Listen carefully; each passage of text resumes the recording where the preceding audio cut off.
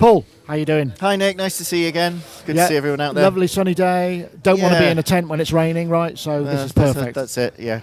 So what's going on with PWM? So since I've spoken to you last, we have acquired the Oxford Synthesizer Company, or OSC Limited. And that brilliant thing about that is, that means we can now use some of the code and some of the wavetables and that kind of stuff from the original Oscar, which we're going to put into this and call it a V2.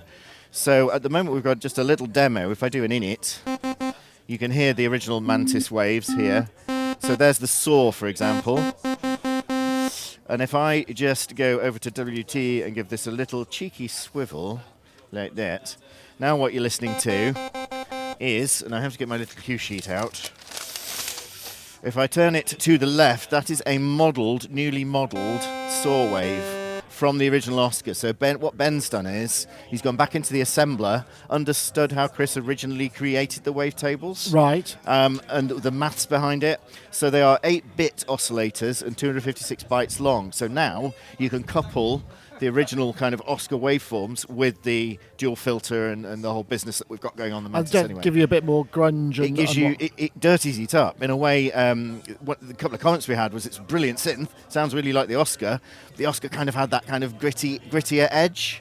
So that's the point. So we're taking a two-pronged approach. We're analysing the code to rebuild them, but we're also sampling them. So in my garage at home, I have Chris Huggett's original personal Oscar, and I've hooked that up to a Claret 8 Pre-X and sampled it in 2496 and then compressed those down, made some tables, and that's also what you can hear in here. So that's the modelled. That one there is the recorded one. Recorded saw. So less aliasing. Yep, this one over here is the square. Recorded. Of course it's 4-voice, which it wouldn't have been on Oscar. And then over here is the modelled saw. So again, it's just showing you that we can do it. We will then continue that work, finish it all off, decide which route we're going, or maybe offer both. And that will become the V2. Right, and this V2 firmware on this. V2, which will be, you can flash that into an existing... Yeah, there's a USB updater and it just goes straight in. It's dead easy. Oh, nice. So Chris is sort of still working on it in a way. Yeah, no, it's quite poetic in a lot of ways. It is indeed. So Mantis, I'm still... I mean, this is obviously shipping, has been for a while. Any other changes for that? We've so we've done a partnership with GeForce. So now what you'll get in the box, if you buy a Malevolent or a Mantis today, you will get a license for Imposca 3. Ah, okay. So that's an add value. It's 99 retail pounds. Right. So that's with all of this till the end of August. Initially, we're going to run it. Also, the price of this has settled a bit now, so it's come down a bit in the UK and in Europe. So this is much more of a value proposition now. Excellent. So really affordable. So go out and buy it now. It's great. Okay. So there's that, yeah. User guide is on its way. I just wanted to print it out and prove that it exists. Okay. To anyone who has doubted me, here is the user guide. So that will not be long. And that will be available for the Mantis. Excellent. And, you were playing some really fierce bass sounds in there again. Can I have a just? Oh, you just want to remind people of what the old thing, like this thing. Like a sort of touch 303 almost. Oh yeah. Did I hear something like a talking filter earlier? Oh yes, certainly. So that's the whole point of the dual filter. So that's that kind of. You can do it manually here. So all that stuff. Yo. That's the characteristic dual. You know, the dual peaks. Yeah. Dual peaks going in and out, which is nice.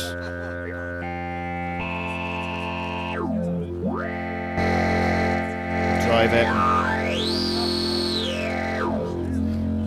Hope I'm not killing your levels or killing your users. No, I think I've got it under control. Anyone listening to it on headphones now, be careful of the brown trousers. But yes, that's it. Nice. That's it. So, good. Shall I tell you about synth number 3? Yeah. Is there something you said that you might have something in a box somewhere? It's very sneaky. This. It's kind of what we did with this when we originally showed it. Oh yeah, but there was I saw a circuit board, right? Yeah. So it's in here. Right. And if I turn Mantis off and turn it on, you can now hear it, he says. Oh, yeah.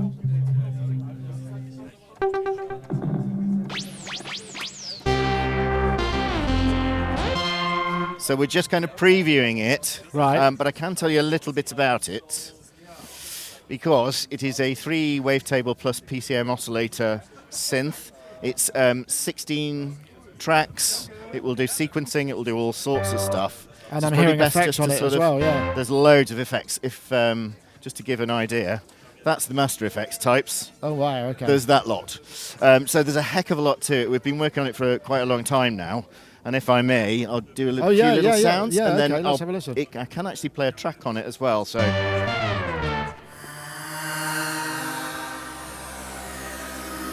So this is just a MIDI controller now. That is the engine in there making the sounds. Okay. And all that is a little control interface. Right, okay. Which I don't mind you having a little look at there. Oh, okay, so that's kind the sort of parameters. It's that just a control interface, so that is what the hardware could become.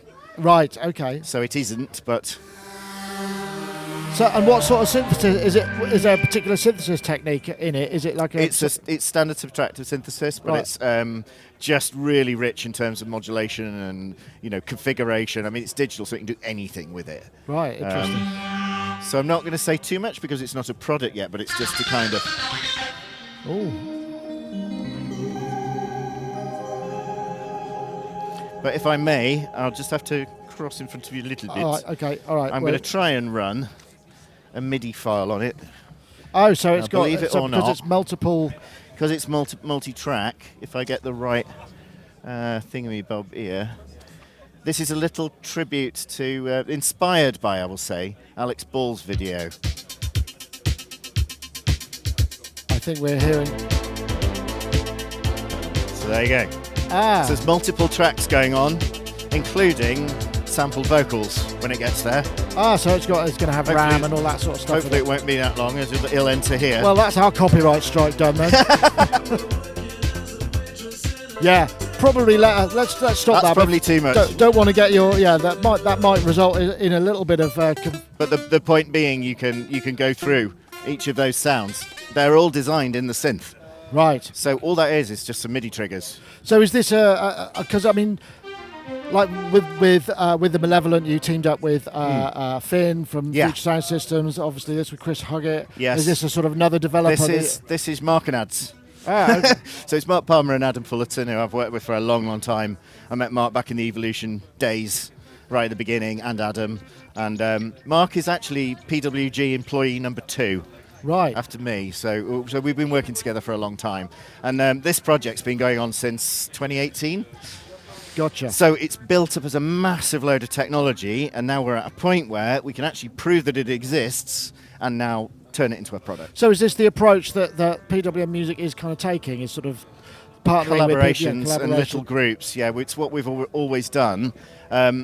Since talking to you last, there have been another couple of people who I'm now just starting to work with, who've each got synth ideas, and again, we can form a little team around that, and then hopefully produce a product. So, All right. Excellent. it's I just think it's a great way to work. It's really collaborative, it's really good fun, and small teams doing things fast.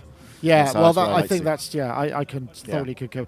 Paul, thank you so much for Thanks, Nick. showing us around. Cool. Have a good show. Thank you.